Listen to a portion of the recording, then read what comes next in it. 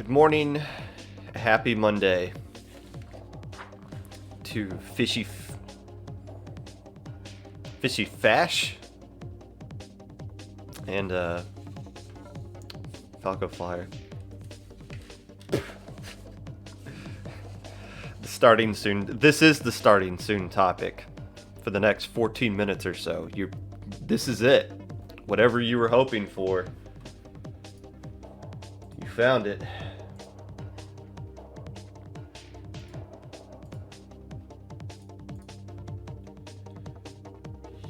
Here it is.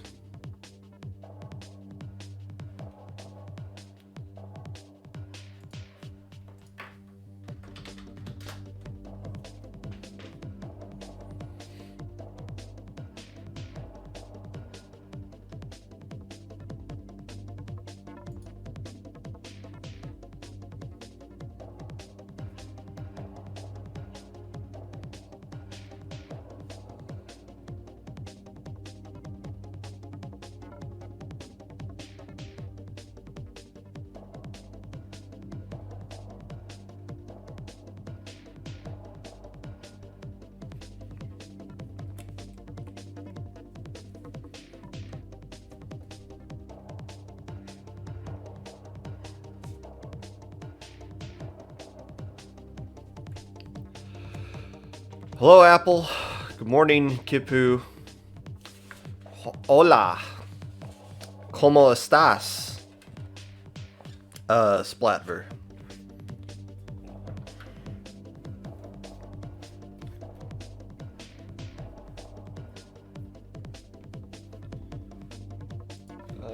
Wait.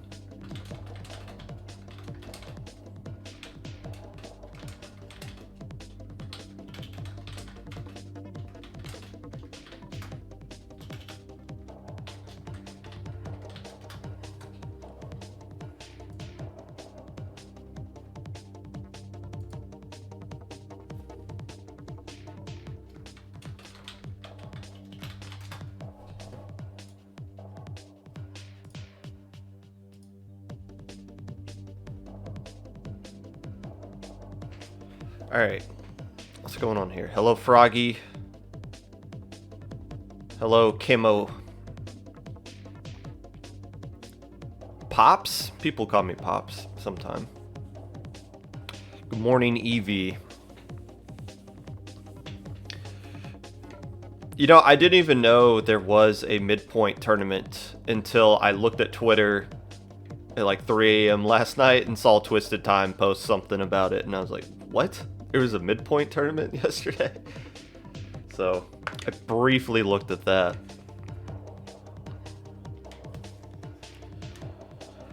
Briefly.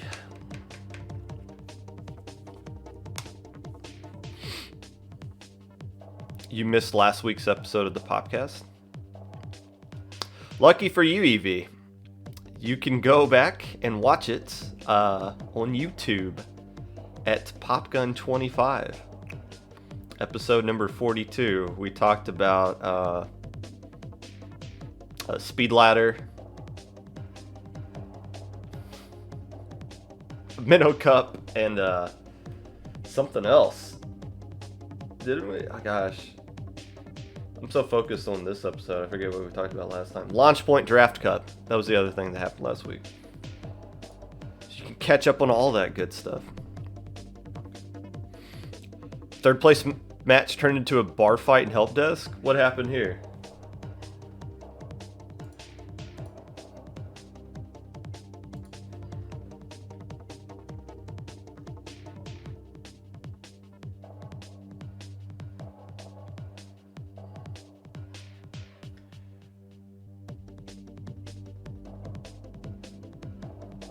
Even the VODs I checked, there have been incidents of lag. I don't believe this lag to be game breaking.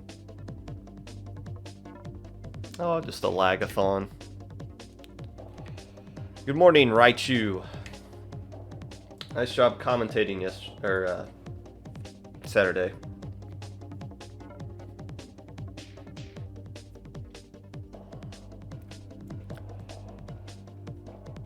Did you see the tweet? Hello, Delta.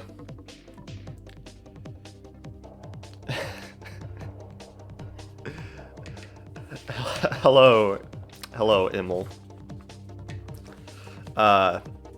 You picked a good time today, or a good time to join. This whole episode, I'm going to be listing my entire seeding for Ludi, all 1 to 300 some odd teams live. I'm sure that's just something you're just tickled to death that that's going to be happening right now, but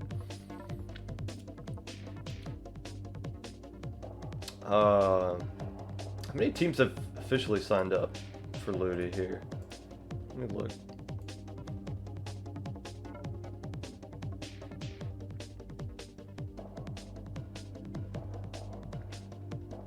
$320? Jesus Christ, where did all these teams come from? Some of these teams disbanded. I'm looking at this list right now. This team disbanded 2 months ago. What are you doing here? Bruh. This is an insane number of teams. How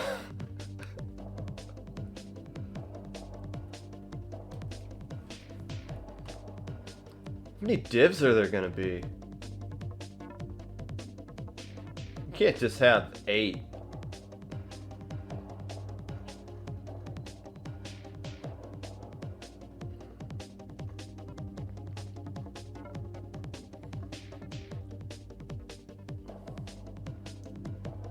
My goodness. I'll tell you what, I'm excited about today's episode of the Popcast, but I have a feeling next week's episode of the Popcast is going to be the biggest one yet. Episode 44 is going to be pretty hype. Because it's just going to be me laughing at all of you morons who thought you were Div 3 that are going to end up in Div 11, apparently. Yeesh.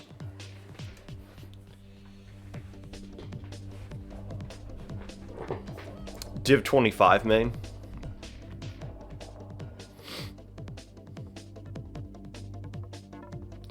I think I tweeted out that if less than 25 teams dropped, I was going to take everyone out for ice cream. I think more than 25 teams are going to drop here. That's so many teams. By the way, for anyone keeping track of that, the counter for that starts now. By the way, we're keeping track of that. As someone drops today, that counts towards the 25. So I bet you that's going to happen. Hell, I think we're going to get halfway there just when divs get announced. I mean, there are going to be people that have won low ink recently that are going to get Div 4 and below. I promise you that. Like, if there's this many divs, like the value of what Div 4 and Div 5 are going to be increased. And that probably means low ink might lower their bar some too.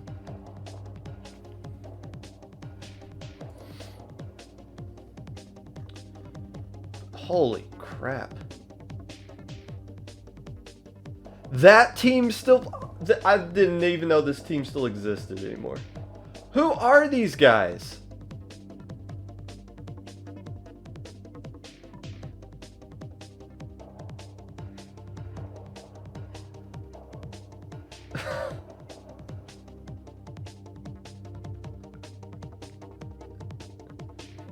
Bro, you haven't showed up to Low Ink all year. What, you suddenly have every single week available that you can do something? I doubt it. Here's a pro tip. Pro tip for Ludi. Don't use your buy in week 1. If you have to burn through your reschedule in the first week of Ludi, you are screwed. You're not going to make it through the rest of the season. You need to save that for an emergency. Oh, the other team, we can't play it Friday at 8. All right, well, let's just use our reschedule and try to find some... let's just play for next Friday at 8. No. You guys are going to have to, like, try your best to do Saturday mornings, Sunday mornings.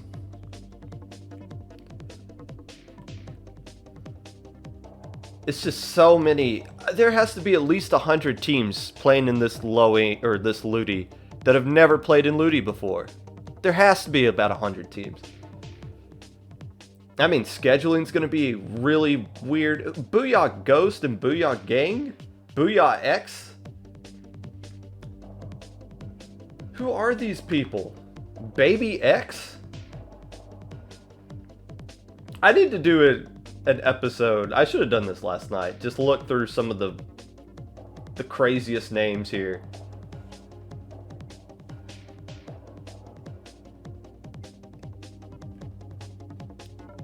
Let's just run through all the Ink teams real quick. Ink Bashers, Ink Eye, Ink Pressure, Ink Reapers, Ink Sync, Inkception, Inkcraft Cult, Inkling Technology at Purdue,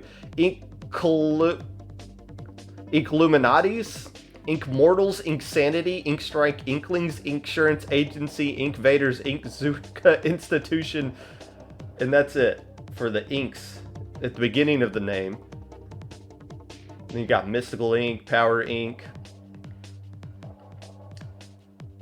Y'all love some ink, dude.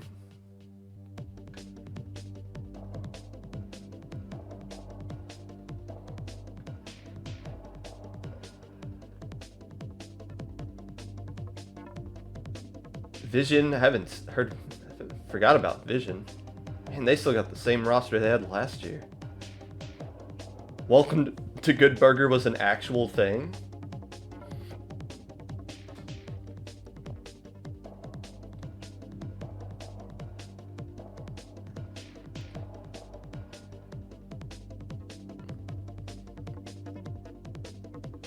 I could spend the whole episode just looking over this sign-up list, but we got other things to talk about.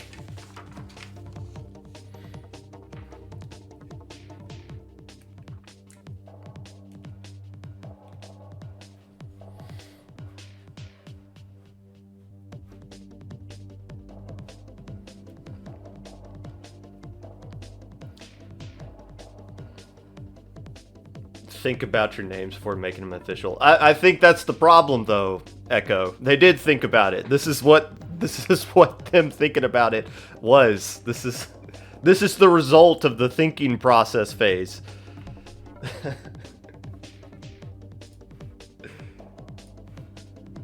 It's not like you guys thought about your team name either. You have no room to judge.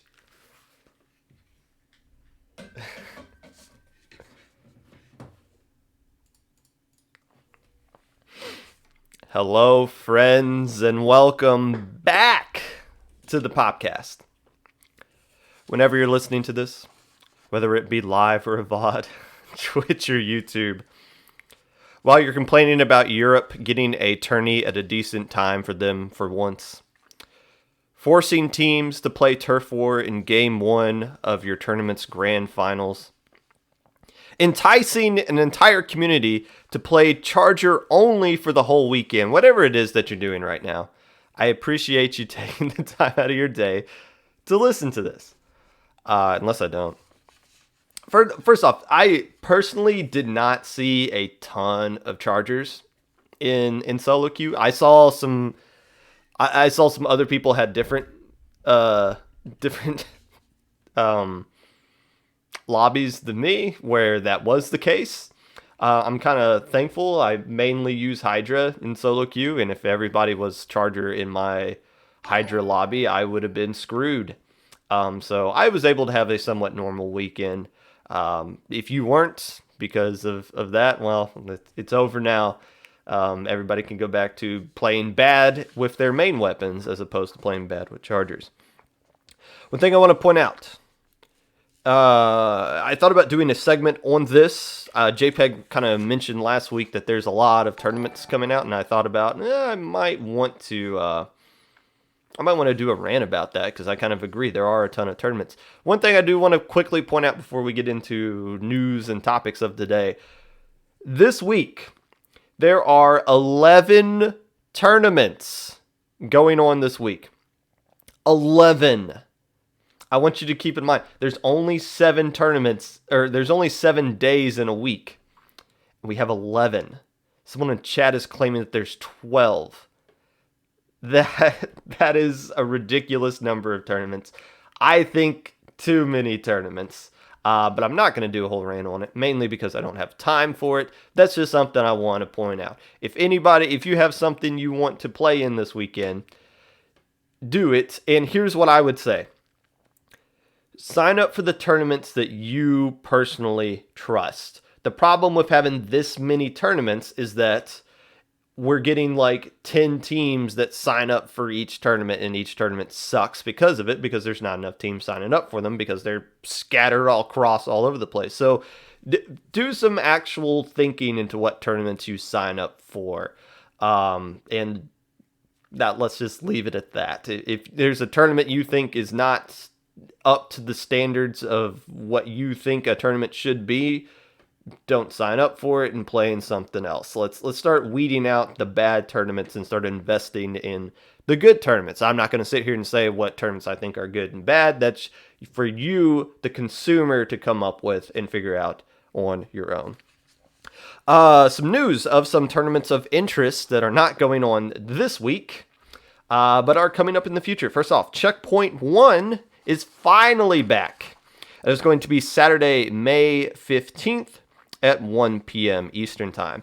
Oddly enough, they decided that this should take place at the exact same day and time as Minnow Cup, which already has 4 teams registered for it. Again, Saturday, May 15th at 1 p.m. Eastern Time. I think Checkpoint 1 and Minnow Point can run at the same time, though. In my opinion, I feel like Checkpoint 1 teams wouldn't play in Minnow Cup anyways. Checkpoint 1 is like super low skill level. Not saying they're bad by any stretch of the imagination. I'm just saying Minnow Cup, being the Div 4 and below tournament that it is, can probably still get the 50 to 60-ish teams that they normally get, and Checkpoint 1 still has about 2 gazillion players that would sign up for their tournament anyway. So I think it's going to... at first I was like, these 2 tournaments, same day, same time. That's whoever came up with that idea didn't really look into this too much. But now that I think about it more, I feel like they can run at the same time.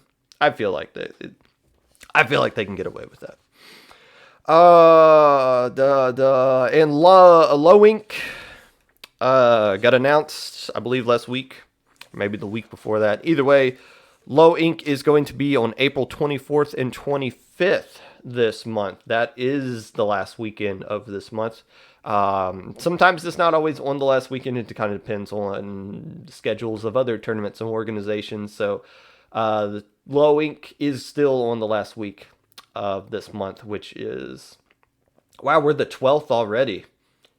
That's next weekend, isn't it? Not this upcoming weekend, but the weekend after that. My goodness. There's so much stuff going on right now. It's hard to keep up. And full disclosure, this is Ludi seeding week. We are going to start seeding all 320 teams, and I would assume by Sunday, Ludi divs are going to be out. So that means next Monday's episode of the Popcast, we're going to be talking a lot about Ludi. And full disclosure, I have been, as of the past 20 some odd minutes, been accepted onto the Ludi Seating Council. I want to be as transparent about this as possible. First off, I did not submit a staff application. I was basically forced by my organization IPL to be a part of this, and I said yes. So this isn't me going out like, oh, I want to go out and pass judgment on all these teams. No, they came to me and asked me to help, and I said yes because I feel like I should help if somebody asked me to do this. I am giving you this warning, though, because I have heard horror stories from past Ludi Seating Council members. If I get a single DM from any of you that has anything to do with seating in Ludi, I am instant muting you and I'm never turning it back on. So if you want to tell me something exciting about your team, you need to wait for another week, because I'm not dealing with you stupid kids the way that other seating council members do. I'm not. Just getting that out of the way right now. I don't block you guys, because you guys get super excited when somebody blocks you and you take it on Twitter and be like, I got blocked by this guy, like it's a badge of honor. So I just completely mute you and ignore you for all of existence. So please, if Ludi divs come out and you don't like the div you got, guess what? That's not solely my fault. And if you try to call me out on it, I will destroy you on the next episode of the Popcast. No hesitation. I am not putting up with any of your bullcrap. I promise you that. We're not doing that. Anyways, with that out of the way, today we're going to be talking about the low-level rankings. A new Twitter account that got pulled, that came out, I guess, a couple of weeks ago, and the first ever low-level rankings have been released. The top 50 teams from the last month. So we're going to take a look at that, as well as Little Squid League 12 that happened on Saturday. Then we're going to wrap up today's episode with a conversation of Tux from Thembo Ihop, the team that popped off in the most recent speed ladder, the current reigning Reef Rushdown champions, the North American team that won a Australian-New Zealand tournament somehow. We're going to talk to them and get some more information about Thembo Ihop and what they're excited about, and what div. I'll give them an opportunity to campaign to what div they feel like I should give them, or should vote for them to have. But first,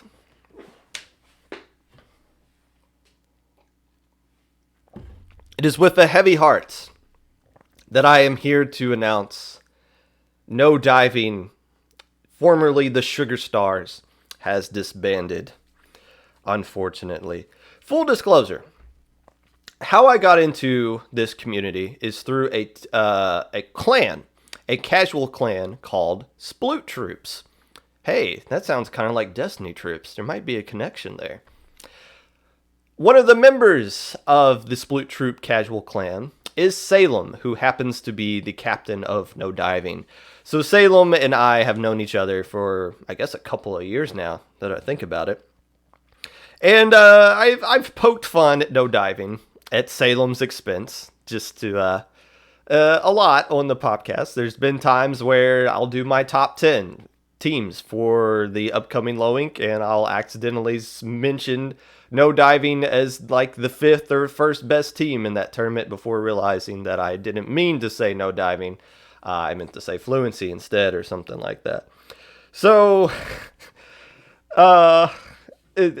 I just wanted to point it out, since I picked on them a lot, mainly because I like tormenting Salem. Nothing against the other No Diving guys. They were always good sports about it, and they were always a team that I secretly rooted for. You guys know I do play favorites here on the Popcast. There are teams I like, and there's some teams I think are bad, not just in skill level, but just in the way that you carry yourselves about and make yourselves very unrootable for a lot of situations. But No Diving was definitely a team I rooted for. They played in 12 Low Inks, 2 Little Squid Leagues and a Minnow Cup. They did pretty good in the Little Squid League tournaments that they played in. It would have been great to see them play in more of those. I feel like they would have eventually won it, but hey, things happen. Obviously, this team has been around for a long time. I mentioned they played in 12 low inks. That's a lot. That's a lot of low inks to have underneath your belt. No diving. I'm sorry to see you guys go. But good luck in the future with whatever team rises from the ashes of no diving. Now, let's talk about the low level rankings here. And if you want to follow along, I will post the link to this in chat. Please open up your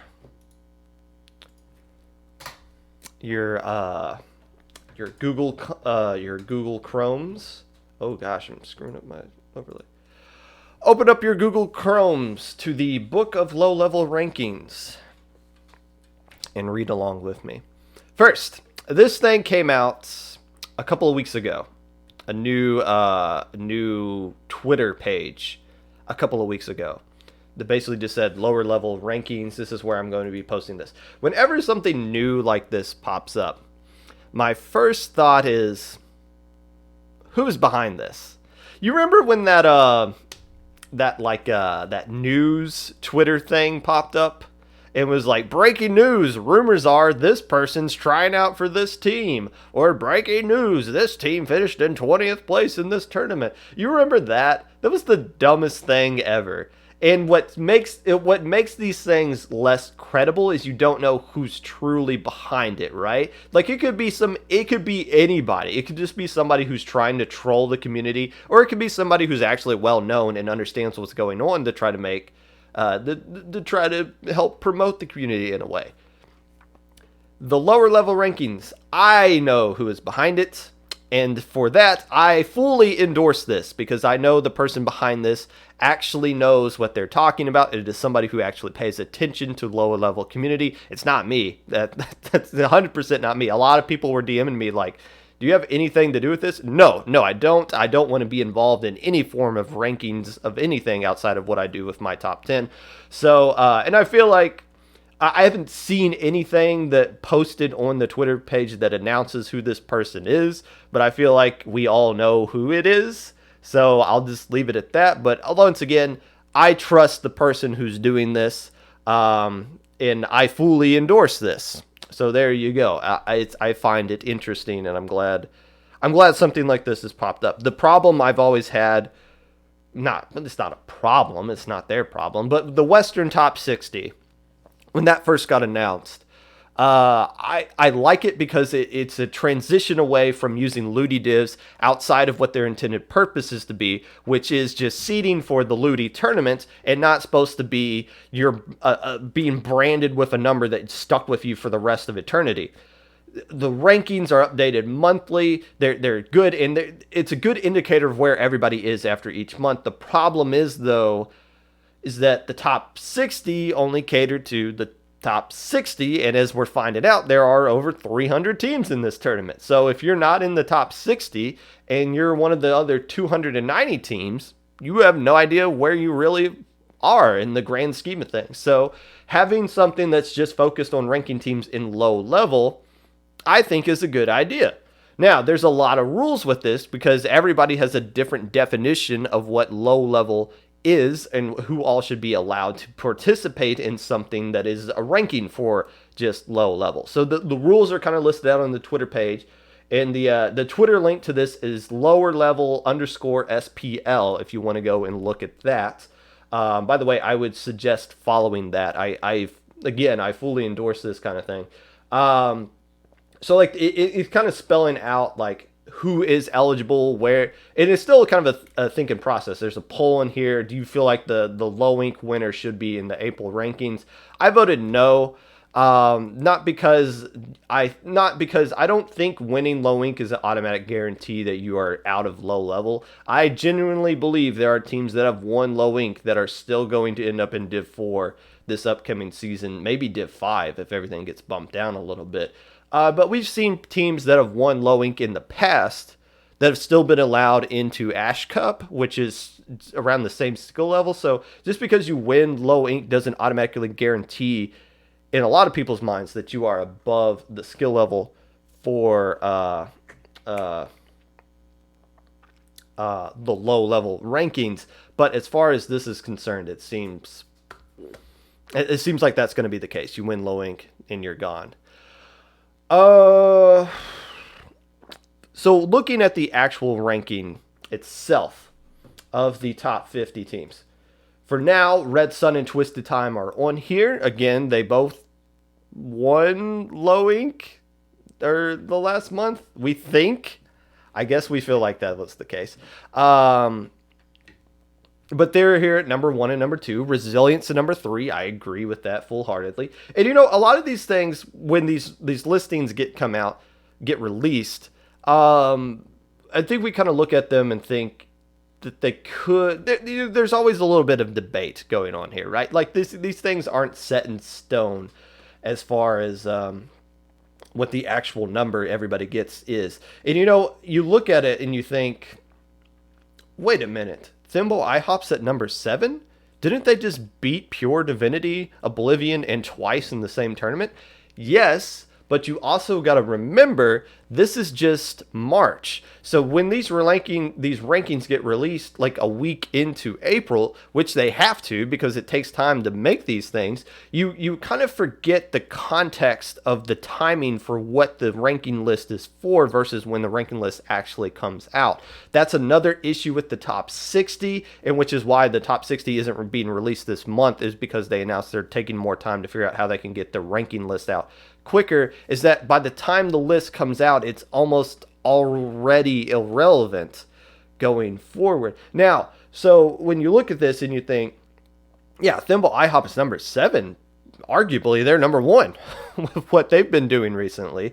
That's why. Obviously, Night Surfing, aka Battle Chip, aka Oscar de la Hoya, whatever they're calling themselves now, is at number 9. And if you recall, some conglomerate of this team won the most recent Minnow Cup and have been doing consistently well, making alpha brackets in low ink. So you think number 9, I would probably put them higher than Synergy, I would think. But again, the context of when these things get released. Evening Chickens at number 15 interests me. I think maybe I'm just biased. You guys know that I am high on the Evening Chickens just because they are consistently improving. And I feel like, the teams that beat them are pretty notable. Spirit Incorporated made their first alpha bracket. They're at number 13. I think they did decently well in the last low ink alpha bracket as well, which is why they are above teams like Inkstrike Inklings and Evening Chickens and the Krusty Crew, that I feel like have done more impressive things recently than just what Spirit Incorporated did, winning Game and Bracket 2 months ago and making alpha the last month. Let's see, Mahi Mahi Monsoon being the most recent team, or the team that won Little Squid League the past month, or in March when this ranking list is for out here. They're at number 27. Is TNGP going to find themselves in the top 30 next month? I don't know. I feel like Mahi Mahi Monsoon might be the exception for how high an LSL champion ends up in the top 50. I feel like they're a top 50, and I'm kind of surprised TNGP isn't in the top 50 for the March month, considering they usually are a contender to get a medal in Little Squid League, regardless of when it is, the Invitational, number 11 or whatever. Obviously, they won number 12 in April, which doesn't count for what they did back in March. But I did want to point out Mahi Mahi Monsoon at number 27 on this list. It's pretty high for what I think future LSL champions are going to be. I think that just speaks volumes for how good the Monsoon team pretty is. Enigmas at number 34. I feel like they're going to be jumping up those charts soon. We're starting to see them finally turn the corner here. I definitely think they're a top 30 team, and I think they'll really shoot up the list for what they're going to accomplish in April here.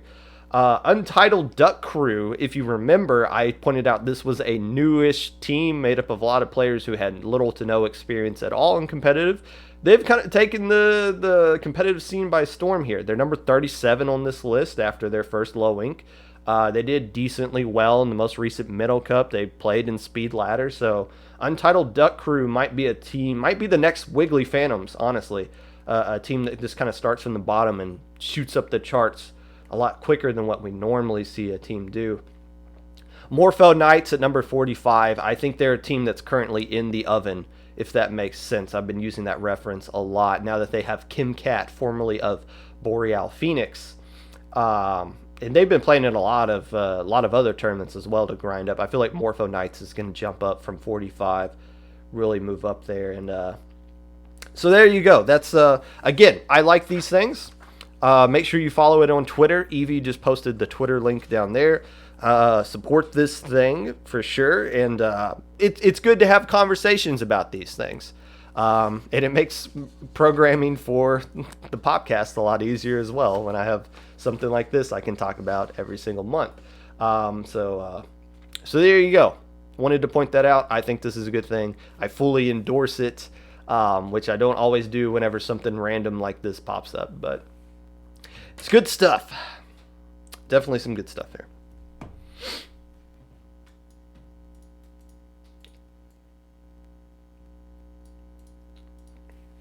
Water break and a little squiddly.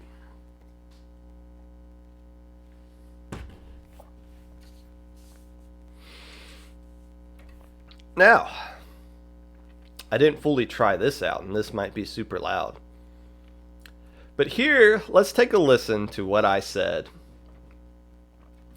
2 episodes ago on the Popcast. Let's just take a quick listen. CIA beat, team name guys please, TNGP 2-1. The former LSL champion versus the team who is going to win LSL, not this weekend, but the next weekend. I got it right. I got it right. All of you guys who are always like, Pop Gun, your top 10 in low ink always sucks. You never get the right team, blah, blah, blah. Uh-oh, you don't include when I get the LSL winner right, do you? Do you? No. Always the blame for poor old Pop Gun. Never the credit when I'm right. 2 weeks out, I called it. Now, Parias did a preview stream of before this LSL, listing out like his top 10 as well. And he picked TNGP as well. So I feel like this was kind of the obvious favorite to win this tournament. You feel like it's time. You feel like it was their time. They've been kind of gate kept several times by teams, or like there's always that new team that showed up, like a Vaporwave or a Mahi Monsoon that just kind of said, no, you think it's your turn, we're going to take over. This is going to be our month for now. So now it finally cleared out, and there was no new monster left that could stop them. This was their tournament to win, and to their credit, they went out and won it. We're going to be talking more about TNGP. This was more so meant to be just I got it right, you idiots. So don't come at me. Don't come at me. I know what I'm talking about. Like 10% of the time. Proof is in the pudding right here. As far as the rest of this tournament is concerned, the other big topic about this tournament is that the quality of the stream just skyrocketed. What the heck happened here? This tournament stream was dope, to say the least. According to chat, what I was seeing is that a good chunk of the production was handled by Jub of the Wiggly Phantoms, and obviously Brush of the Wiggly Phantoms as well took over a good chunk of the commentary. Once again, very high on what I've been hearing from the commentators for this tournament. So the Wiggly Phantoms, after winning I believe they won the Invitational, have just kind of taken the Pop Gun approach of, after winning low ink, well, now I'm just going to slowly absorb myself into that tournament, which is good. You like it. it's good that you have people commentating tournaments that actually played against the teams that are still playing in those tournaments. You want when you're commentating something, the worst thing you can do is be like, I don't know anything about these teams. Tommy, what do you think about these two teams? And Tommy's like, well, I personally don't know anything about them, but game one is Rainmaker at Moray Towers, and I really like this map because I play Charger, and I hope one of these teams plays Charger. And it's like, oh, no, but when you bring in past champions like the Wiggly Phantoms to help run your organization, that brings more of a boots on the ground level of familiarity with everything that goes on in your tournament. And ultimately makes everything better. But yeah, shout outs to Jub of Wiggly Phantoms for the stream production there. That was looking pretty sexy, not gonna lie. They even one other thing I want to show out. They had like a custom bracket for Top Cut, and they showed it after each game. Like whatever game was on stream, like during the in between, they cut back to the brackets and showed just like a live score of that. I thought that was cool, so that you don't always have to type out like exclamation point bracket in the chat and keep up with it yourself. No, you can actually see what's going on there. I honestly, it'd be cool if Low Ink could implement something like that. Not that I'm advocating for us to do more work, but I've never really seen that done at that kind of. I've never really seen that kind of done before, and I'm sure other organizations have, but that's just a cool thing to just kind of give you a scope of the tournament as a whole as far as like the top cut brackets are concerned, instead of just what is currently going on in the games.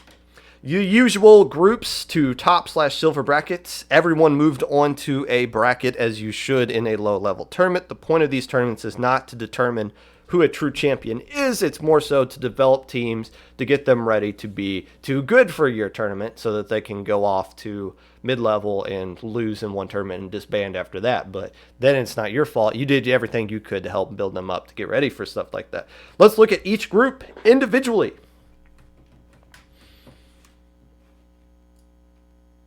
He said as he scrolled through all the 2,000 links he had up here. Little Squid League.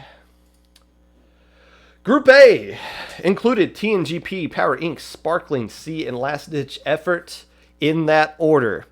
This one went as scripted.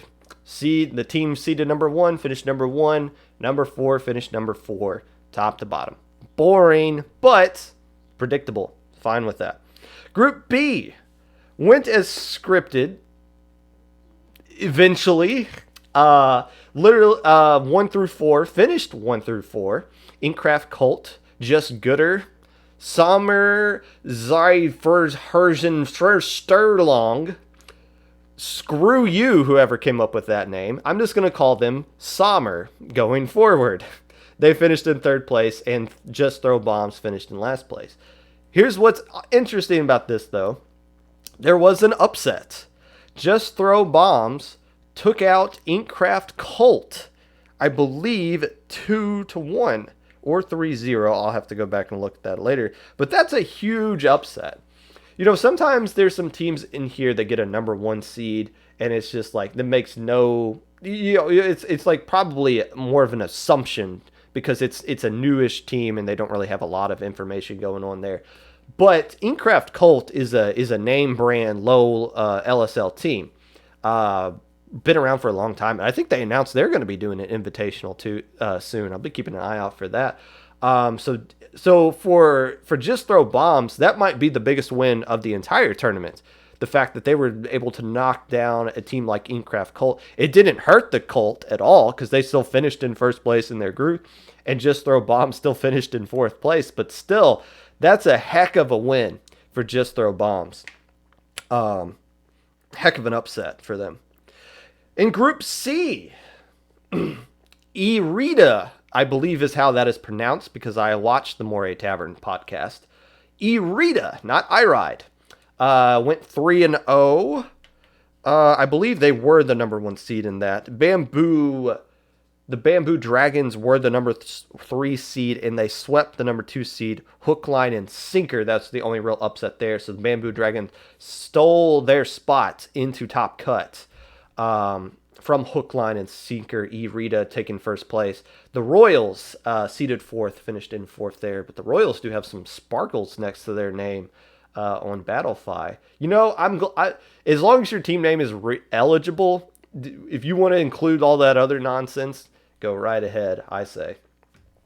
Group D, the Wombles. This was a pickup team that played in the Minnow Cup, the most recent Minnow Cup.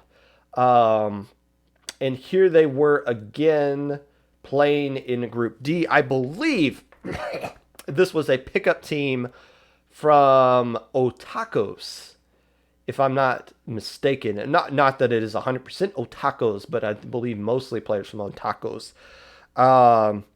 Novice Clam swept Pixel Inc. as the number 3 seed over the number 2 seed, taking their spot into Top Cut. So Pixel Inc. finished at number 3, and Fly By Night dropped. I have no idea what point they dropped, but they ended up out of this tournament regardless. Also, Hello Carrot. Group E. Booyah X is the number 1 seed. Finished at number 1. Booyah X, you feel like it's getting close to being their turn to take a step up and win this tournament. This might have been an opportunity for them to take a step up and win this tournament. We'll look at what they did in Top Cut later, but Booyah X is another like Inkcraft cult, one of these teams that are they're kind of hanging around LSL, and eventually you feel like they're going to win it. But here they do, taking care of business in group stage like they always do. The problem with this is, let's see, Murder Inc. Yes. Murder Inc. finished in second place here at 2-1, only lost to Booyah X. They were the number 4 seed. So they got 2 wins that were technically upsets against Damage Inc. and Team Wipe. In fact, one of these games was on stream. I believe it was Murder Inc. Yes, Murder Inc. versus Team Wipe. So this was a number 4 versus, I believe, a number 3 seed here. And that was a really good game to be on stream. You know, sometimes during like group/Swift stage, you're kind of just hoping that the match you put on stream isn't a total curb stomp. And this one looked to be a total curb stomp, with Murder Inc. getting quick KOs in game 1 and 2.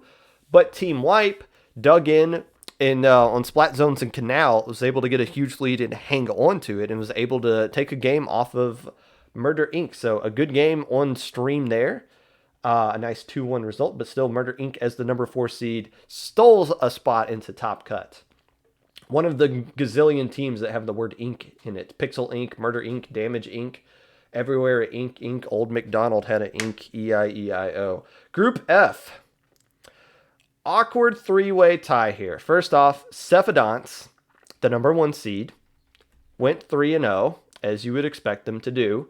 The problem is, Roll for Initiative, Team Fighters, and the Deck Handlers all went 1-2. You have a little circle of suck there, where basically this team beat that team and then lost to that team to beat this team. So how does group work with tiebreakers for something like that?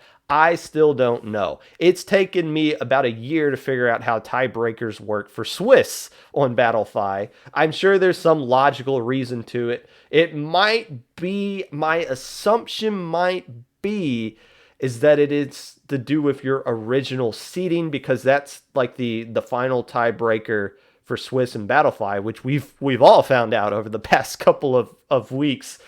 So maybe that's it. I don't know.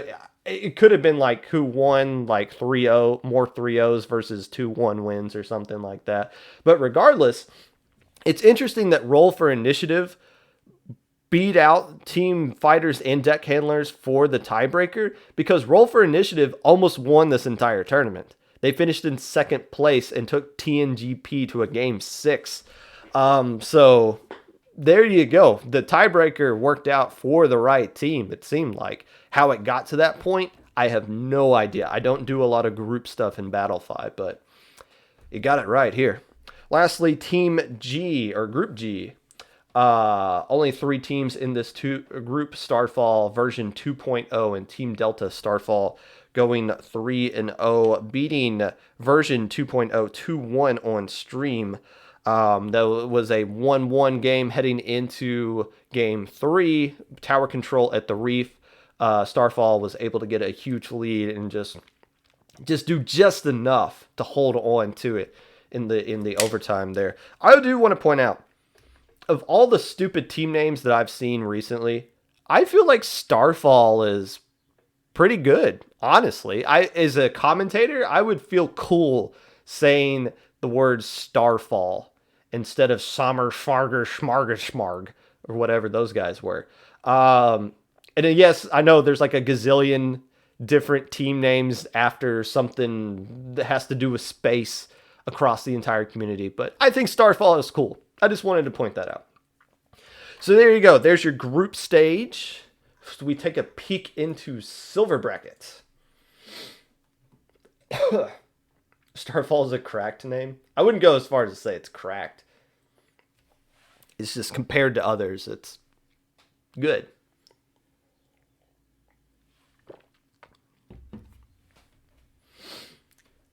In silver bracket here, and once again, this is everybody who played in the tournament did make a bracket if they didn't drop. So silver bracket is a good tournament, is a good thing to have, especially in a low-level tournament.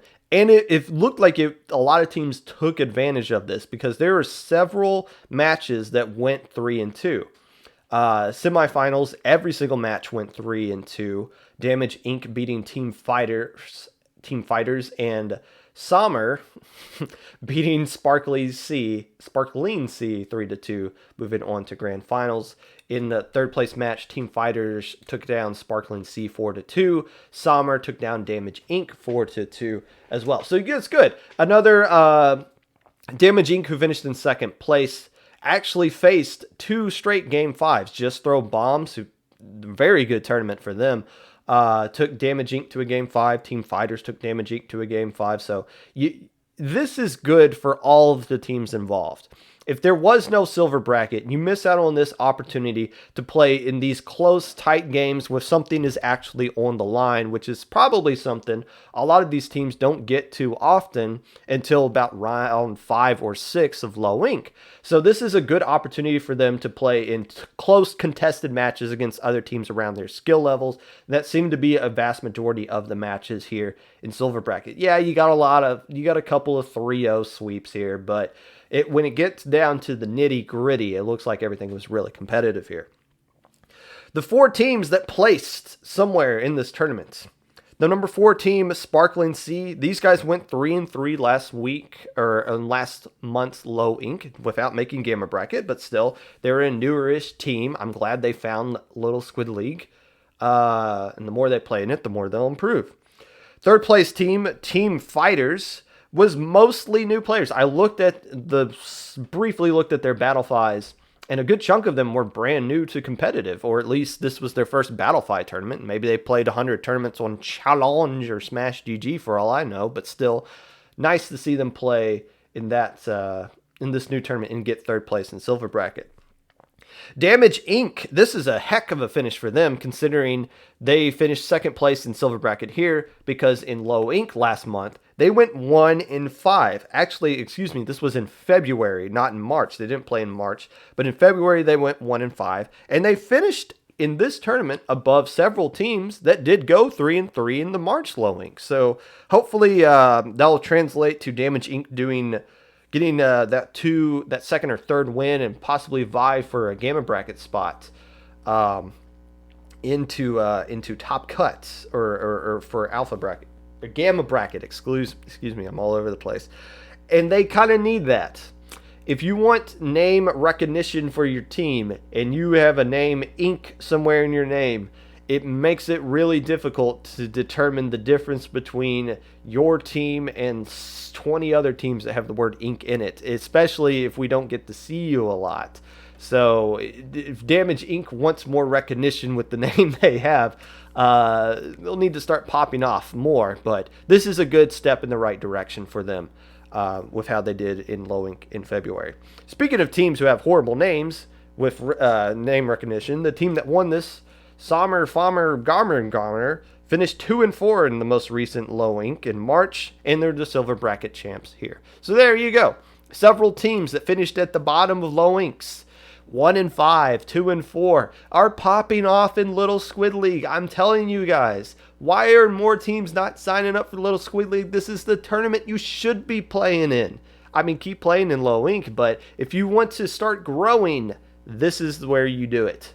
This is the place you got to get it done.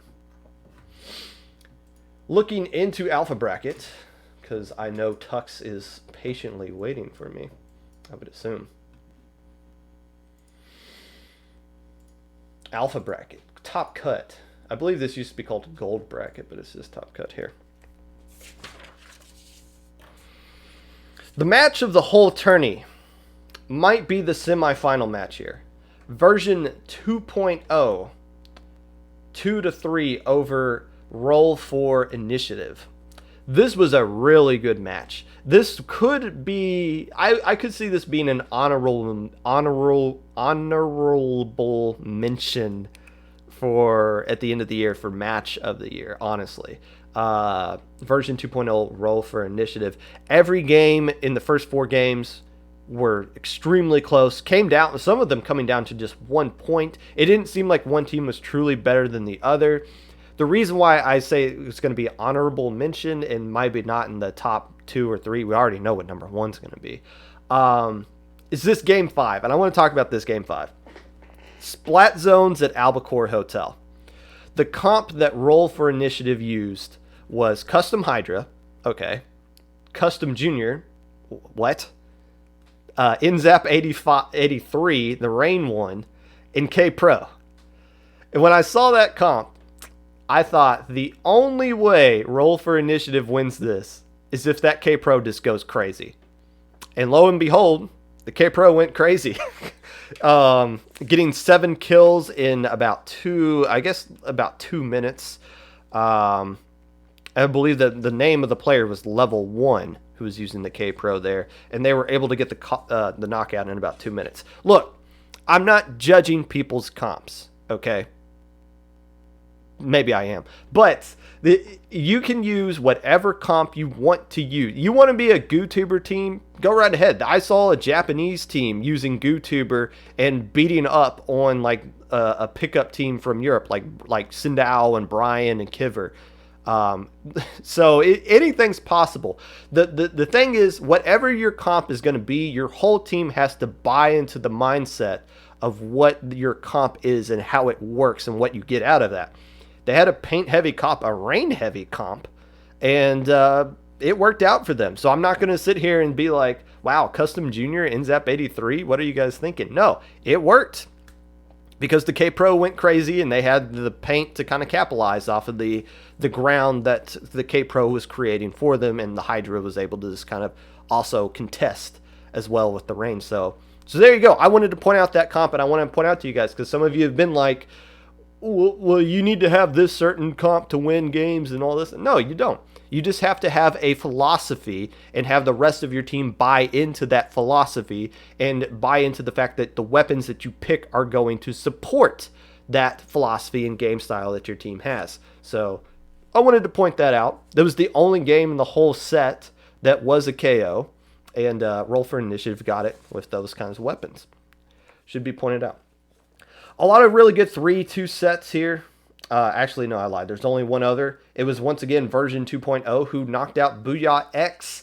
Again, Booyah X, I feel like they're so dominant in the group stage, but when they get to these top cut brackets, it seems like there's always somebody knocking them out who has no business knocking them out. Now, version 2.0 finished in 4th place in this tournament overall, and they proved they're a pretty good team. Just one game away from making top cut, but still, Booyah X, you want to say that they're going to be the team that's likely to win it next month, along with Irida, or maybe the Inkcraft Cult, who lost in round 1 to Power Inc. 3-1. But you know, this is kind of like low ink. We kind of talk about there. It's hard to hold your spot and also keep teams from below you from jumping up and taking your spot in line to be the next team to win a certain tournament. It happens to low ink all the time. And for Little Squid League, it seems to be the case here as well. Teams are kind of jumping in front of others and saying, this is our time to win. You're going to have to wait a little bit longer. We're skipping you. Let's look into grand finals and then move on to Thembo Ihop.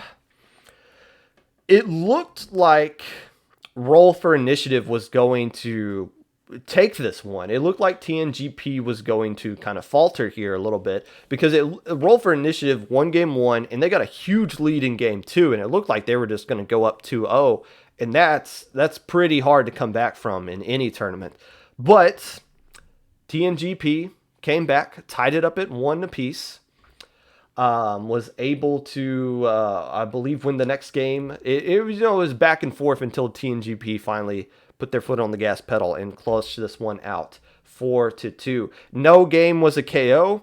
Several games came down to 1 point. And how this set ended, we'll never know. An unfortunate stream error in the Clan Blitz game. Clan Blitz at Pit was cut off at the end. I mean, it looked like it would have had taken a miracle for Roll for Initiative to come back and win that game, because TNGP had such a huge lead and almost got the KO there if they get that last power clam in. But the stream just kind of ended, and the commentators were like, "Oh, well, the tournament's over and TNGP won." So it happens. I mean, production's hard, guys. TNGP ended up winning the tournament. We think. We may never know for sure. So what does this mean for everybody going forward? And especially for Irida, who beat version 2.0 4-3, a very competitive third place match. So all these teams right with each other. For version 2.0, who finished in 4th place, this is a nice bounce back after losing the first set, or losing on stream earlier in the tournament. And they look like a contender to win. Again, I mentioned, this is a different team I'm talking about. But again, I mentioned teams kind of jumping up and taking their spots. Version 2.0 definitely cut in front of a lot of people in this tournament to get 4th place here. Irida, not iRide.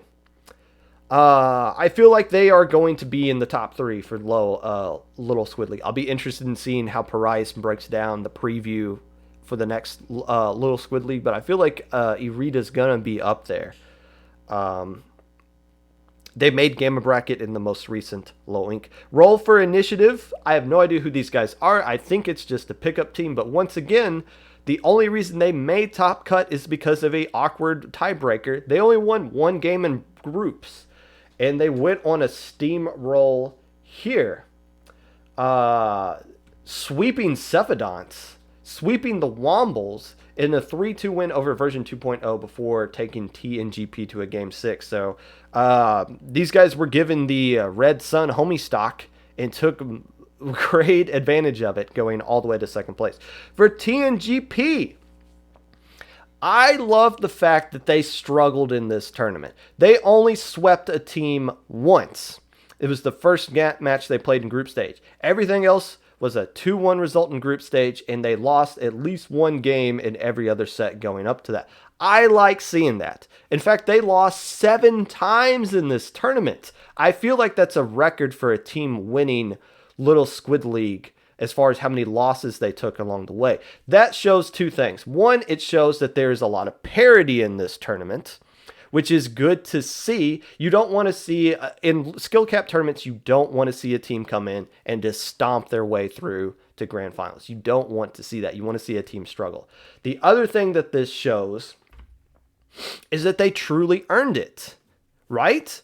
Because they had to overcome adversity. It wasn't easy for them, and that's good. You want to be battle tested, and TNGP got truly tested, and they passed it. So this feels like one of the more satisfying wins we've had in Little Squid League. Not to take anything away from Mahi Mahi Monsoon, because they had a touch match against Vaporwave, but nobody could even lay a finger on them until grand finals. This is a little bit of a different story, so you like to see it. No Gamma Bracket for them last month. They went 3-3 in Low Inc., even though it wasn't good enough to make Gamma Brackets. Hey, the team that won Little Squid League last month, Mahi Mahi Monsoon, they came within 1 power clam away from making Alpha Bracket in Low Inc. TNGP gonna be the next team to do that? No. Let's see them make Gamma Bracket first and then go on from there. I don't think I saw them play in January or February of low ink, so the more they play in low ink, the more opportunities they'll have to make Gamma, possibly Beta, and go on from there. But still, congratulations to TNGP for winning Little Squid League. It's not often that we see a team that's supposed to win a tournament actually go out and do it, and they did it.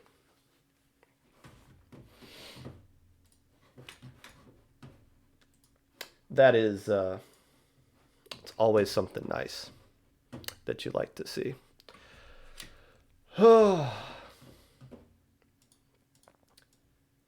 And with that, we are moving quickly. We're moving right along. Tux. Hello. Hello. Hello. And you said you were quiet. So we're going to tune. Yeah. Is that My just mic's a because bit quiet. you're just a shy person and you just talk quietly? No, it's my microphone. Like, you could ask the rest of the team. Like, they all gotta turn me up. I don't. So, sorry. This Well, is you my know best what? mic. I could turn you up in Discord. Will that make it louder? Say something now. I'm speaking. Ah, it doesn't say. Tux is loud. Darn. I'm loud? Well, in chat, if it's too loud, let me know. I can turn Tux down. But regardless, welcome into the Popcast. A Thank you. captain of Thembo? Not really. We don't really. A lot of us have different captain duties, so we're just kind of we're mostly equal in our duties, so I definitely wouldn't say I'm the captain. So it's just total And anarchy over at Thembo Ihop. There's just no. It's not anarchy, it's just fairness. I guess. tell Well, it is us. anarchy as well, but Um, we'll get into some of the recent results that you guys have had, which is the reason why you're on the podcast right now, is to talk about that stuff. But obviously, people want to know Thembo IHOP. What the heck is that? Where did that come from? okay.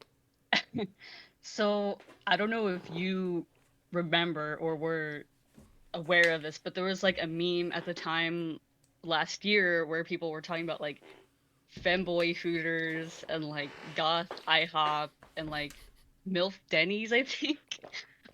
So we just like went with IHOP and then like we just made it Thembo because it's like you know the word bimbo, right? It's like that, but then there's also himbo, which is like male bimbo, but it's Thembo, so it's like a non-binary bimbo IHOP.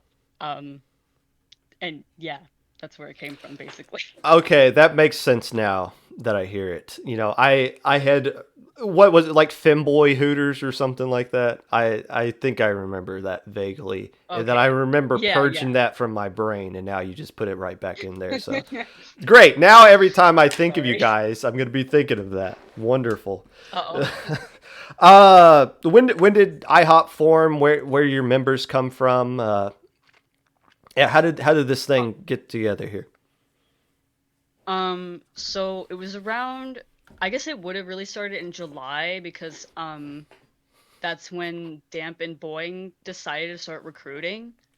But then I think I didn't join until August and I was the first official recruit, but Echo was also helping them out already with tryouts, so he basically just came on and then we had four.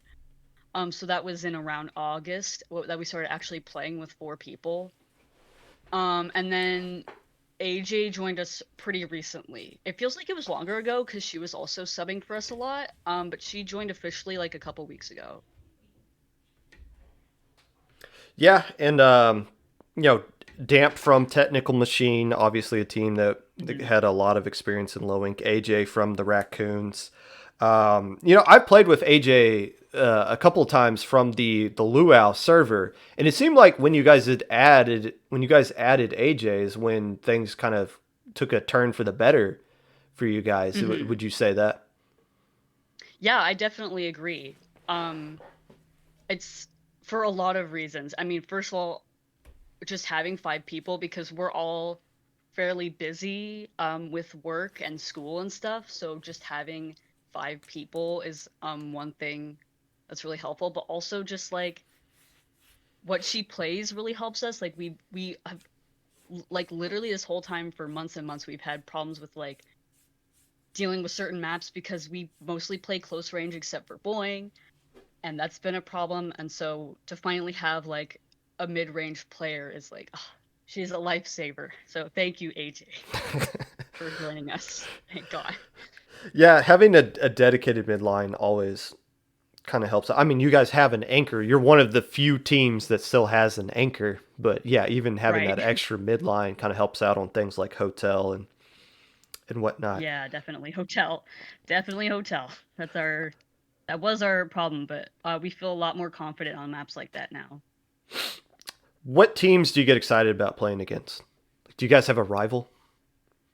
A rival. I mean, I would say we all said that we really like playing against Red Sun, and I almost consider them a rival because like they keep winning sets against us, and like they're better than us, but it's so close. Like we keep getting really close games with them.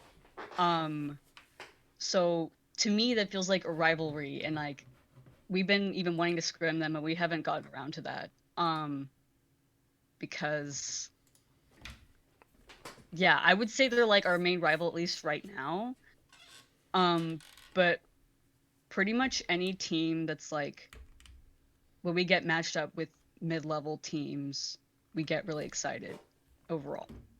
Yeah, I remember playing you guys in SAC. In fact, you were the Yeah, only team that didn't make top 8 that took a game off of us. And that I remember really that. pissed me off that happened, and we took our frustrations out on you guys the next 2 games. But yeah, Yeah. you guys seem to like not you guys obviously are not afraid of a big stage, and you seem to be playing better in that. And if we kind of skip ahead to what you guys did in Speed Ladder, you beat Pure Divinity, you beat Twice, Mhm. you beat Oblivion all in the same day. What happened last Saturday or 2 Saturdays ago? Like, how did you guys do that?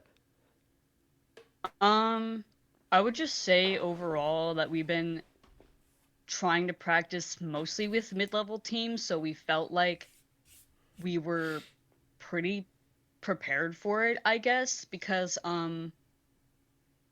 I don't know, I just feel like mid-level and lower level, even like where we are in lower level, they just play really differently. They play different comps. So we want to try and get ahead of ourselves and practice playing with people who are at that next level. And I feel like that really helped us in the ladder, like in terms of mindset and just how we played. What do you recall from that Pure Divinity set Oh boy. specifically? Um, so I don't, the first game, I have to admit, I don't recall as much. I know I was really surprised we won the first game because usually I feel like we have to mentally prepare if we lose the first game of a best of 3, obviously you have to like be able to come back from that. But we won the first game, which was also scary because it means they got the counter pick, and they picked a counter pick that like we're not good at. They picked Reef on Rainmaker. Yes, I'm announcing what we're not good at. Let me just write Um, that down real quick. Reframe yeah, maker. okay. Um, so we were like, okay, that's a little scary, but we told ourselves, um, we proactively were like, okay, let's do really well on defense because that's why Rainmaker's hard for us. And we were telling each other, we're like, we gotta focus defense. Like, don't just not think about it. That's gonna be really important, especially on the reef. That's pretty hard for us. And like we got a good push in, which is pretty normal for us. We're good at pushing in. But then we were like, we held defense like really well, and it was just such a triumphant moment because it's like we did something that we're not normally good at against pure divinity. So that was like we were like I remember us like screaming in voice chat after we won because that was like crazy. It was great. Yeah, when it's a best of 3 and it's counter picks, like game 1 is so insanely important, right? Because even if you lose on Hmm. their counter pick, you get to control what the final game is, which is it gives you an enormous advantage. So yeah, the fact that you beat Right. them on their counter pick, like basically their best map and mode, is yeah, that's quite. I don't blame you guys for being ecstatic in VC for that. And this Hmm. is your first Ludi season as a team, obviously. How you guys Right. feeling about Ludi coming up? We're really excited. This is also my first Ludi season. I've been wanting to do it for years. But I don't know, I went out of competitive for a while and then I came back. Um, but yeah, we're really excited, especially after the ladder and like even how we did in the last low ink. We got our best result by far in low ink. So now I think we're like extra excited because I think we even have higher expectations than we did before, but like not too unrealistically either. Well, what are your expectations? What div are you hoping for? Um, Assuming that we're divs stay the way they are now, X plus right. down to 8. Yeah, of course. Right. Um, we're hoping for Div 3, but like we ex we mostly expect to get Div 4, to be honest, because especially because we used to just to help gauge our skill level with scrims and stuff, we would usually ask for like Div 5 to 4 scrims. So I feel like 4 is the most realistic, but we're still hoping for 3. Mm, and yeah, I feel like a lot of teams come up with their div estimates off of. Well, I scrimmed good against this other team, and Hmm. we were good against them, and they're this div, so that means we're at the same div as them, is just better. But your Ludi div is solely off of what results you have, and Hmm. obviously the speed ladder result is pretty good. And you guys won Reef Rushdown, which I forgot about until last night. Could you talk a little bit about that? First off, what time did grand finals start for you guys for that tournament? I want to say, gosh, I don't remember. I don't remember partly because I'm the only one in Pacific time. Oh, it worked Um, out for you then. yeah, kind of. I want to say like midnight or even later, like in Eastern time. Um, Okay. so yeah, it was pretty. I actually want to mention something really quick related to that though, is that I saw people on Twitter talking about Reef Rushdown, and they were like, "I was tired, and like that's why we didn't win." And I'm like, "But we also are Eastern time, so I don't know, whatever." Did I'm not any I'm not did like calling out anyone, but I'm just saying I don't understand the reasoning behind saying that. Well, I mean, for context, only five. This is an Australian Oceania tournament. That's the Mhm. target market for that. For anybody who's Right. curious about this, if five teams signed up for it, again, this is kind of the problem with all these tournaments we have right now. Is that it's taken like no tournament is getting a lot of teams. Just a ton of tournaments are getting some teams. But yeah, I looked at the lineup for Rushdown number 3, I believe it was, and I don't think any of those teams were Australian at all. I think it Yeah, was I just a doubt it. bunch of North American teams, just kind of bad. Yeah, Lost Inklings, Gaming, Thick Thigh Warriors. Yeah, these are all those are all North American teams. So it's just Yeah. kind of funny that you guys decided to meet up at midnight and play a tournament there. But still, what that is your first tournament win as a team. How Mhm. did that feel? Just winning a tournament. It was like it's great because it's really different winning versus even just doing really well. I mean, even though it was a small tournament, it's not even I don't mean like in terms of skill or performance. I guess in terms of like mentality, because I think during like grands and stuff, I don't know if should even call it grands if there was 5 teams, but I digress. Um, you're you can definitely get like nervous, right? I think also this kind of reminds me of what Sneck talked about when you interviewed him, but it felt good because I was always worried that if we were to go do really well in a bigger tournament, that we would get like really nervous, for grands. So it feels good that it's like we actually did that in terms of mentality. Like we won a tournament.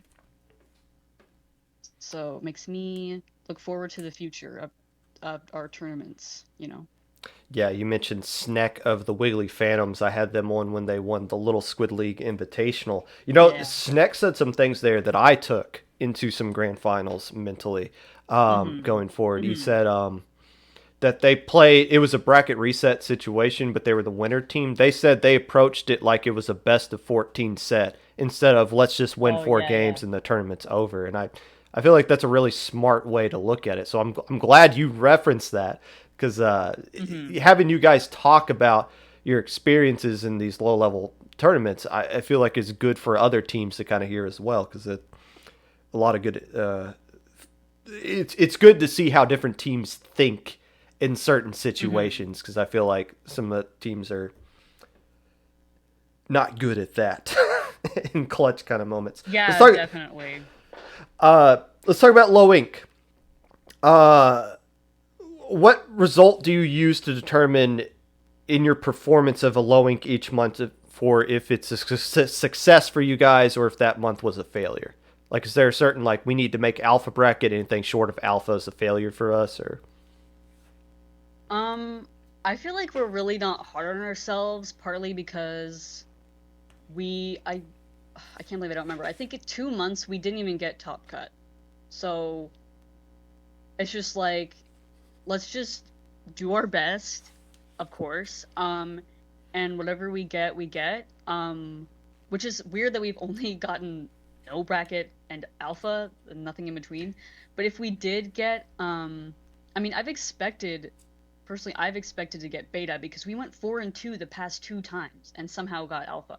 But expecting beta is fine because it's like we still get to play in day 2 and see how we fare in beta bracket. So of course we try to get alpha. Like that's our goal. And we try to do better than we did the last month overall. have you guys ever gone 5-1 in a low ink in Swiss stage? Yes, at least once. How many have we even played? I can't believe I don't know this. We did our first one. We went 5-1. I want to say we did it twice though. That's right, because you played Krusty Crew and you beat them twice in round 6, 2 months in a Hmm. row, and those were the wins that got you in the top cut. So that I remember that specifically, but that was Right. like back in like October or November and December or something. Um, Hmm. assuming you're still eligible for low ink this month. Hmm. How far away are you guys from winning it? Like, do you think this is your month, or do you still feel like there's some teams ahead of you that are just too much of a struggle to get past? Um, I think we're feeling really confident this time around. Especially like even though we did go 4-2 last month on day 1, I think we feel a lot better, or we feel like we even could just win because the only team that took a loss off of us on day 2 was Red Sun, and they won. And our first set was 2-3 with them. So it was really close, and we did really well last month. Like, there's definitely teams I think we kind of worry about. Um, but we feel like we could actually win. I mean, we always aim to like win, but now it feels like we actually like can. You know what I'm saying? It's in the Right. realm of possibility. Well, That's does it really does kind. it add an extra element of pressure? Like, do you feel like you have to win this tournament? You know, Um, personally, I don't like. I definitely want to because it just feels like good timing. I guess I don't know how to explain that, but I don't feel like I would be happy doing better than we did last month. Like if we got like even fourth or like third, that would still feel really great. But we definitely would like to just win, I guess. But I think that's to be expected. Let me just throw out a scenario and get your thoughts on this. Let's say you play in losers finals and you lose that match. So you get the bronze medal. Are you going to watch grand finals and think like, "Hey, let's be ready in case one of these teams drop because they might ask us to go back in?" I mean, no, because I don't think that's gonna happen again. I mean, I'm gonna watch grand finals, but I'm not gonna be ready to play necessarily. I don't think that's gonna happen again. That was Hey, you never know. one of a kind situation. You never I mean, know. I guess you're not wrong. Yeah. You know, parents run low ink. Apparently, it's not the players that do this. Yeah, they should TO. Last question I'm gonna ask you, and I sent you this, and you didn't say no to it, so I'm gonna ask you. Yeah. There's several players that are on Ihop that are in the LGBT plus community. I was wanted to get your take on how you feel the Splat community as a whole has been a welcoming community, or do you still feel like there's issues or some concerns that we have here? I think we decided overall it's actually really welcoming, especially compared to other competitive communities, definitely. Um, which is a pleasant surprise, especially because when I tried to get into competitive for Splatoon 1, it wasn't really the same. Um, I definitely was treated kind of weirdly at times. I'll just put it to that. So I've even seen improvement. Like I don't feel weird about like saying I'm non-binary, for example. Like I don't feel worried that people are gonna treat me badly anymore. At least in like the Splatoon community, which I think is great. Like you can't say that for a lot of online communities, which sucks, but that's how it is. But at the same time, I think it still could be better. I mean, there's obviously a few people that are homophobic or transphobic or whatever in the community, and that say awful things, but so I think we should continue to like not let that happen, I guess, which I think is done pretty well, especially because I think the leadership in the community overall is really good and supportive of the LGBT plus community overall. So that is really helpful. That's good. I appreciate your take on that. You know, it's one thing from me being another straight white guy explaining to everyone how the community is versus somebody who's actually affected by the words that are kind of said in the community and the actions of other people.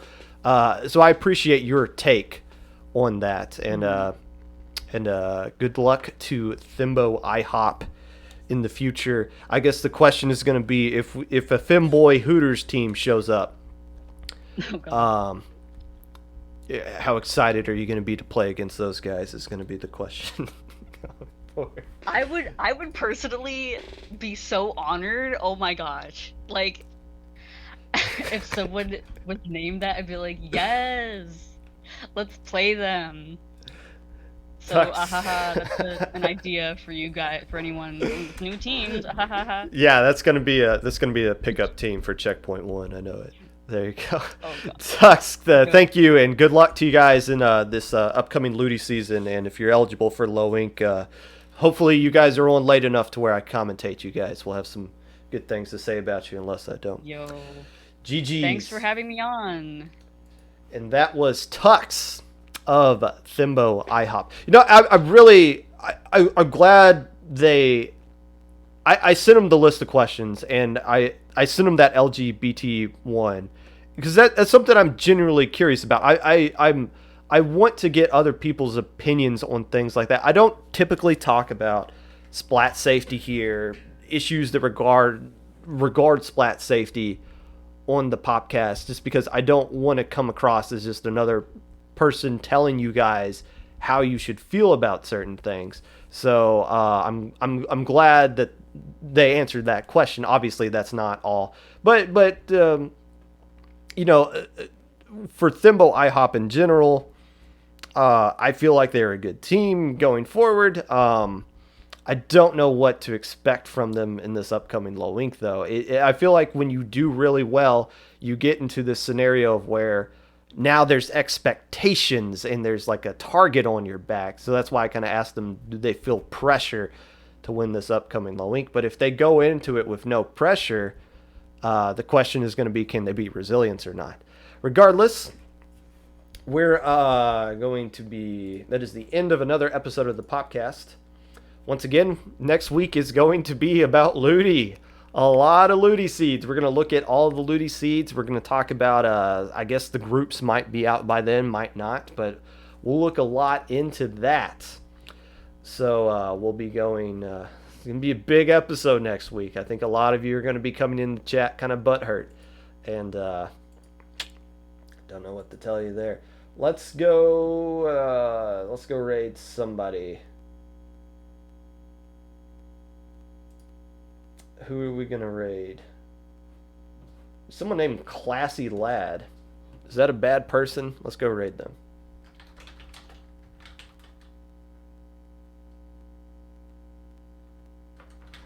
If you would like to be a part of the Popcast in any way, if you want to reach out to me, other than to say GG's or to complain about what div you're about to get, feel free to reach out to me. Using my socials below. Twitter at Mr_Popgun, Discord at Popgun, hashtag 5882, YouTube at 25Popgun, Discord at Popgun25, or Twitch at Popgun25. If you're looking for VODs, those are all up on YouTube. They stay up on Twitch for about 2 months, or 2 weeks, and then I put them all on YouTube. We're going to raid this person. I have no idea who they are. If they're horrible and they just curse the entire time and they complain about solo queue teammates, my bad. I'm just trying to meet new people, all right? There's some risk reward involved in this. So let's go take that out. Make sure you stay vaccinated. If it's your opportunity to do it, do it.